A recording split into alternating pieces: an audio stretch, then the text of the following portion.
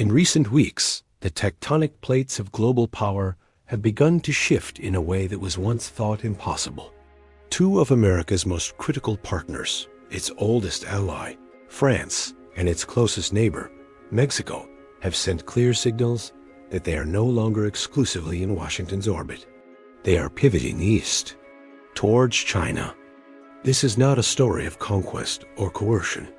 It is a story of a vacuum of trust, of stability, and of leadership, created by the United States itself.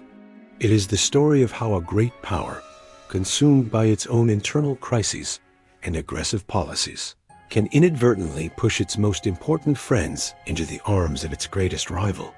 This is the blueprint for how an empire loses the world, not with a bang, but with a series of quiet handshakes in foreign capitals. The story begins on America's doorstep. For 200 years, U.S. dominance in the Western Hemisphere was guaranteed by the Monroe Doctrine, a clear warning to the world. This is our backyard. Today, that doctrine is being dismantled, not by a foreign fleet, but by container ships and investment contracts. Under the Trump administration, a series of aggressive tariffs and trade threats were leveled against Mexico. The goal was to reassert American economic dominance. The result was the exact opposite. The policy shattered decades of trust and sent a powerful message to Mexico City. The United States is no longer a reliable partner. Our economic survival depends on diversification. And right on cue, a rival power appeared, not with threats, but with an open checkbook. China saw the vacuum Washington had created and moved with breathtaking speed and precision. While the U.S. talked about walls, Beijing offered to build a $100 billion trade corridor, a Chinese Panama Canal, across Mexico's isthmus, creating a direct route for Asian goods into the American heartland. While the U.S. sanctioned Chinese tech, Beijing offered to build Mexico's 5G infrastructure and invest in its technology sector. And while the U.S. demanded political alignment, China offered a simple, pragmatic partnership, mutual economic benefit with no strings attached. For Mexico's leaders, like President Claudia Sheinbaum, the choice was logical. They began to pivot. Mexico is now a confirmed observer at BRICS summits, signaling its alignment with the de-dollarizing world. It is a quiet but irreversible drift out of America's exclusive sphere of influence. This is not a betrayal. It is a consequence. America treated its neighbor as a subject, so its neighbor began to seek the options of a sovereign. But if the events in Mexico are an earthquake, what is happening in Europe is a continental drift. The protagonist of this story is France. For 70 years, France has been a pillar of the Western Alliance, a core member of the EU and NATO, but a perfect storm is brewing in Paris. The nation is paralyzed by a catastrophic debt crisis. Its credit rating has been repeatedly downgraded, and its government faces massive, violent street protests and collapsing public trust. President Emmanuel Macron finds himself in a hopeless situation. On one side, his European and American allies demand a tougher stance against China. On the other, his nation is financially fragile, bleeding liquidity, and in desperate need of a lifeline. It was in this moment of vulnerability that China made its move. During a strategic dialogue in Beijing, Chinese officials offered Macron's government what it needs most: a financial rescue. A system of low-interest loans, preferential credits, and direct investment in struggling French industries. Officially, the meetings were about deepening mutual trust. But behind the diplomatic language, a brutal transaction was taking place. The price for this financial assistance is political loyalty. Loyalty in the trade war against the United States. A refusal to support new sanctions. A recognition of China's initiatives within the BRICS framework. China is not asking France to leave the West. It is offering to make France its Trojan horse. Inside the European Union, a powerful, influential voice that will advocate for Beijing's interests under the guise of European strategic autonomy. For a proud nation like France, it's a humiliating bargain. But for a government on the brink of financial collapse, it may be a bargain it cannot refuse.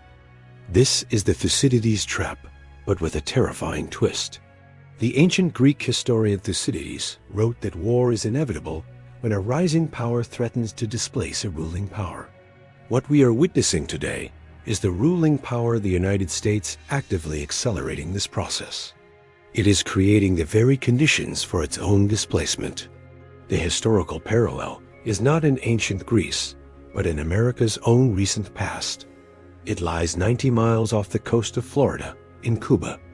After the Bay of Pigs fiasco in 1961, America's failed attempt to overthrow, Castro sent him fleeing into the arms of the Soviet Union.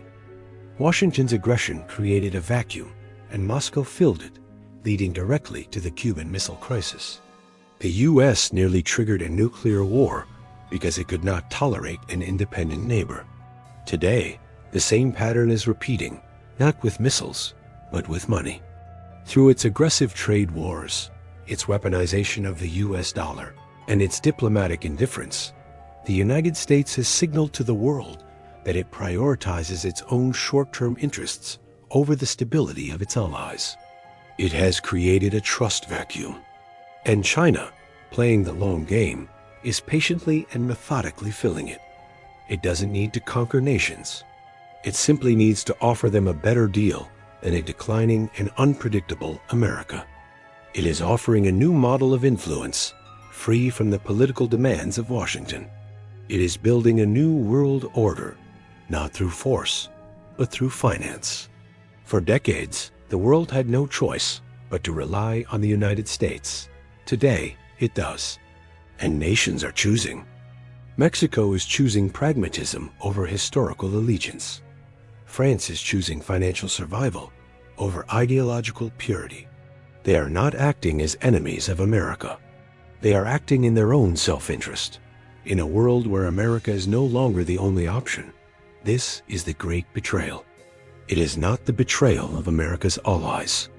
It is America's betrayal of the very principles of partnership and stability that built its own empire. The decline of a great power is never a single event. It is a process. It is a slow erosion of trust, a gradual unraveling of alliances, a series of small, calculated shifts that suddenly reveal a completely new map of the world.